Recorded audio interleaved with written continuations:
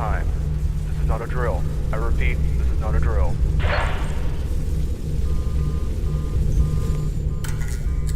Scanning. Control. Manipulate scientific data. Take over. Blast. Control. World government. Shut down infrastructure. Ship everything to China.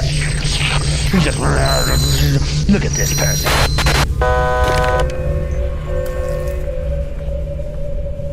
Attention all bottom side QSERF personnel. We have received signal to begin the vertical Saletum detonation sequence. Warheads will be primed in T-minus 40 seconds.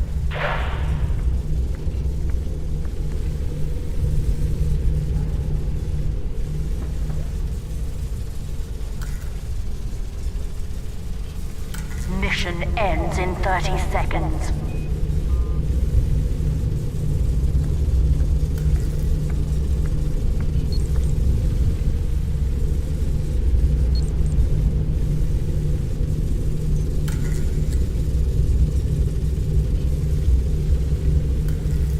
Mission ends in 10 seconds.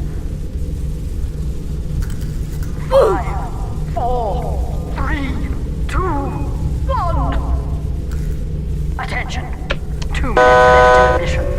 2 minutes left in the mission. Attention all QSERF personnel.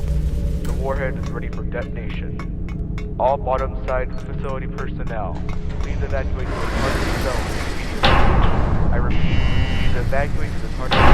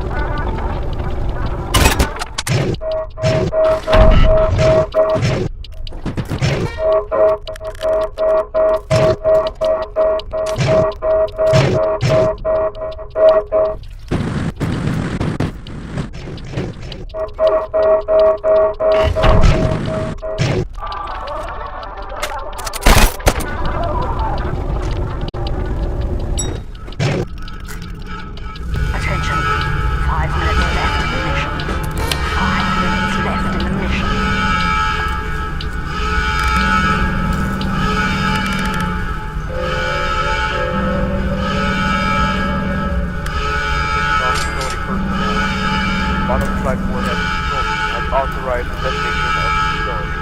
The warhead detonation sequence has been engaged.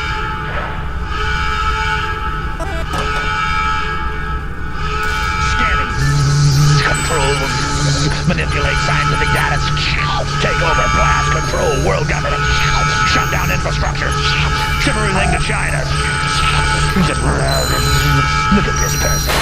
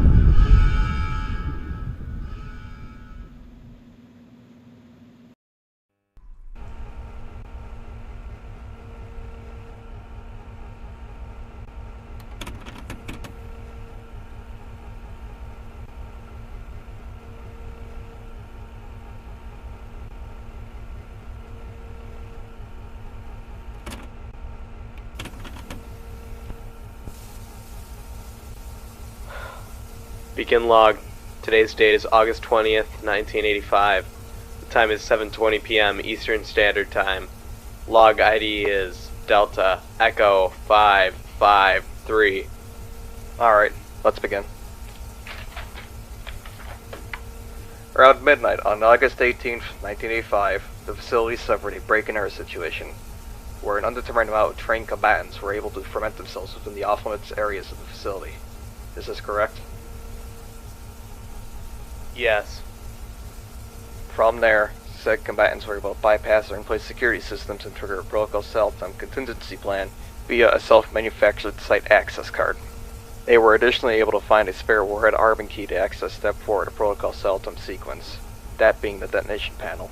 Is this correct? Yes. According to your preliminary report, all non-combatant personnel were able to evacuate. Of the 10 security operatives on site, only 7 are accounted for. Is this correct? Yes. 3 of our operatives were killed in action. Advanced Guardsman Maribel Blanchett was unable to evacuate in time as she was fending off fleeing hostile combatants in Bottomside Tartarus. Guardsman Clark Hill was operating the Bottomside Warhead control room at the time of the break and enter. Elite Guardsman Adam Hall was shot during the final stages of the evacuation. Well, ain't that fantastic?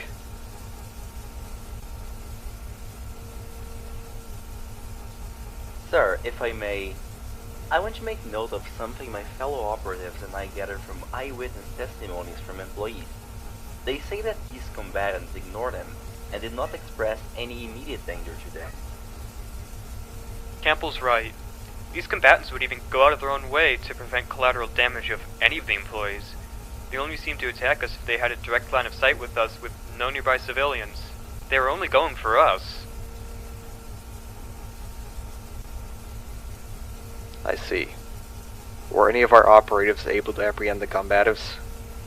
Yes, at one point we had apprehended 2 combatants at separate points after they had ran out of ammunition. Upon further inspection, we were able to identify some sort of origin group. Something about a Kleiner oil group?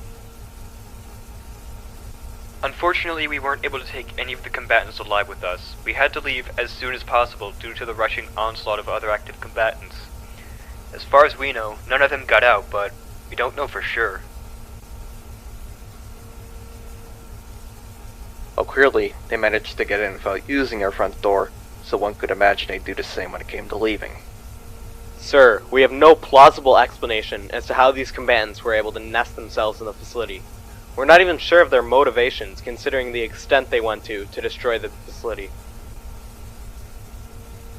Jones, you know damn well that's your job as site security officer to prevent these sorts of things from happening.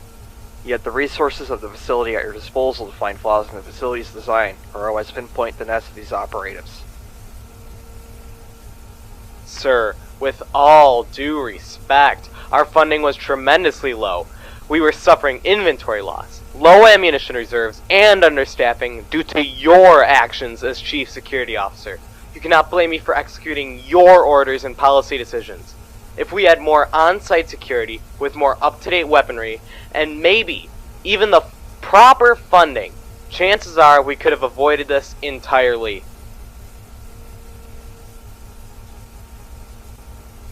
You never made it clear that your division was suffering from such traits. Due to your own incompetence, our records never indicated that you need an increase in funding, an increase in the number of operatives, or otherwise. We're done here. Instead of arguing with you, I'm taking my investigation elsewhere. I expect your resignation at my desk by tomorrow.